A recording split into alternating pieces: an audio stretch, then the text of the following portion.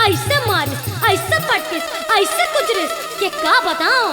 ओहो, भारी दुखदाई है बेटी। तन का हो से बेटी? बताओ काका। हाँ। तो सुन। हाँ।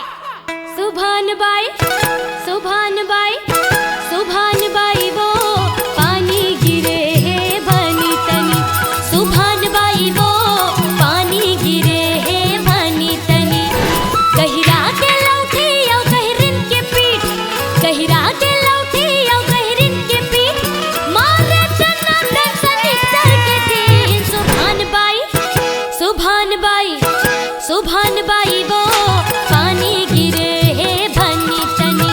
सुभान बाई वो पानी गिरे है बनी तनी।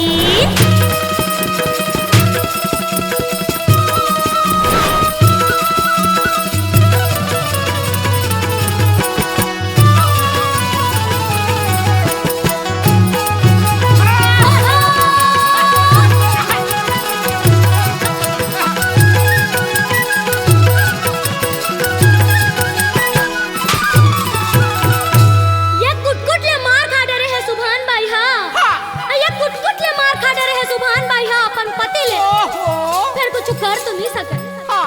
काबर काबर काबर हमार छत्तीसगढ़ के परंपरा है। हाँ। और छत्तीसगढ़ ही नहीं, हाँ। पूरा भारत देश के परंपरा है। हाँ। कि नारी के लिए हाँ। पति देवता समान होता है। देवता समान होते बेटी। और पति के चरणों में हाँ। नारी की जगह होती है। नारी के लिए पति देवता स्वरूप होता है। चाहे कुछ भी हो जाए, हाँ। पति की कितना भी गलती रहे, हाँ। पर नारी को ही हाँ। कुचलना है, मारना है, पीटना है। ये गीत ला सुने हस? हाँ। नहीं सुने हो? ता सुन। हाँ। आई हो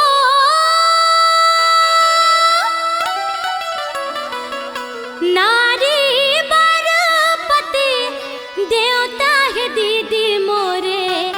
नारी बर पति देवता है। सही बात है। नारी बर पति देवता है दीदी मोरे। नारी बर पति देवता है ना। नारी बर पति देवता है दीदी मोरे। नारी बर पति देवता है ना। आओ पार्वती बर भोला है दीदी मोरे। नारी बर पति देवता है ना। पार्वती बर भोला है दीदी मोरे। नारी बर पति वाह रे देवता। वाह। पार्वती बर भोला है दीदी मोरे। नारी बर पति देवता है। पार्वती बर भोला है दीदी मोरे। नारी बर पति देवता है ना। ता सुने काका। हाँ। नारी के लिए पति देवता स्वरूप होते। देवता एका सेती होते। कतको मार ले, कतको पीट ले, हाँ। कतनो कुचर ले, हाँ। कुछ नहीं कुछ कहा। नहीं कहा बेटी। फिर मन ला तो कोनो नहीं बांध सके ना। नहीं बांध सके। अब काखर मन में काय चलत है कैसे जानबे। हाँ। अब अत्ता मार खा है तो मन में दुख तो हो ही, कोबेच करी बेटी। और गुस्सा भी हो ही। हाँ। तब मने मन अपन पति पर काय कहा थे। काय कहा तेला थे? सुन। कथे अरे मारे के नता होते छपरा लगाते गाई लेके डंडा ला भिड़ जाते हो। अरे मारे के नता होते छपरा लगाते गाई लेके डंडा ला भिड़ जाते हो। अरे धर लेते चुंदी अब भुइया में पटकते, धर लेते चुंदी अब भुइया में पटकते। छाती में लात जमाते बधाई। सुभान बाई, सुभान बाई, सुभान बाई वो पानी गिरे है बनी तनी। सुभान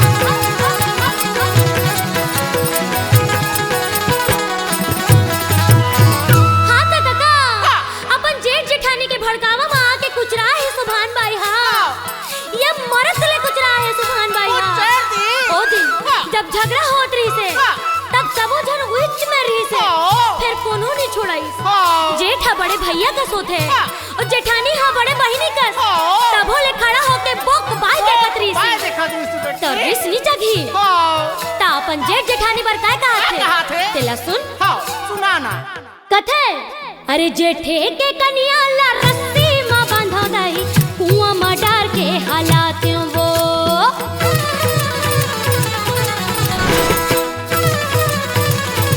अरे जेठे के कनिया ला रस्सी मां बांधा दई कुआं में डार के हालात वो जेठानी के मुंह ला लोढ़ा में कुचरते जेठानी के मुंह ला लोढ़ा में कुचरते कुल के मैं नाम जगाते बताई सुभान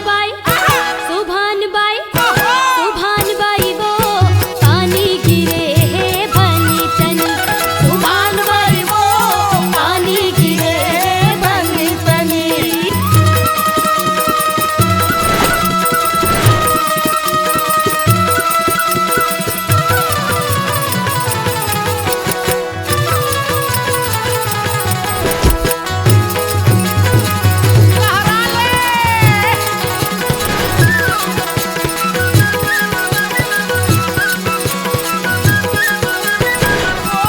हाँ ता काका ये एड़ी के रिस हाथ तरवा में चक गे और जतका घाव जेखर जेखर सेती गारी मार कुटाई खा है सबे झल्ला मने मन अतका बखाना थे रंग रंग के बखाना थे